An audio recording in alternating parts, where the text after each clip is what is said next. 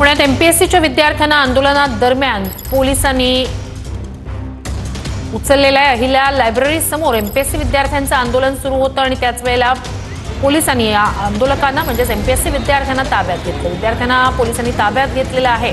पुण्यात एमपीएससीच्या विद्यार्थ्यांचं आंदोलन होतं आणि त्याच वेळेला पोलिसांनी या विद्यार्थ्यांना ताब्यात घेतलं। अधिक जाणून घेऊया आपले प्रतिनिधी प्रदीप कापसे यांच्याकडनं। प्रदीप, आत्ता नेमकी आंदोलनाची स्थिती काय आहे?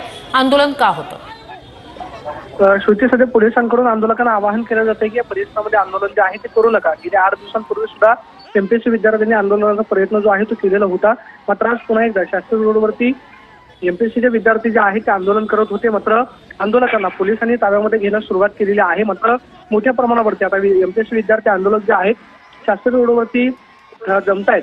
विद्यार्थ्यांचं म्हणणं आहे की एमपीएससीची जी पूर्व परीक्षा काही दिवसांवरती येऊन ठेवलेली आहे ती परीक्षा पुढे ढकलावी आणि वर्ग 2च्या जागा ज्या आहेत त्यामध्ये वाढ करावी ही विद्यार्थ्यांची मागणी आहे आणि याच मागणीसाठी विद्यार्थी जे आहेत ते आंदोलन करत होते। मात्र सध्या पोलिसांकडून जे महत्त्वाचे विद्यार्थी आंदोलक होते त्यांना आता ताब्यात घेण्यास सुरुवात केलेली आहे। पोलिसांकडून आवाहन केलं जाते आंदोलन न करता शांततेच्या मार्गाने आपली मागणी जी आहे ती राज्य शासनाला कळवावी, आम्ही त्याच्यावरती तोडगा करण्याचा प्रयत्न करू। मात्र अचानकपणे रात्रीच्या वेळी हे एमपीएससी विद्यार्थी जे आहेत की शास्त्री रोडवरती उतरलेले पाहायला मिळत आहेत। आता पोलिसांकडून नक्की काय भूमिका घेतली जाते पाहणं महत्त्वाचं असतं।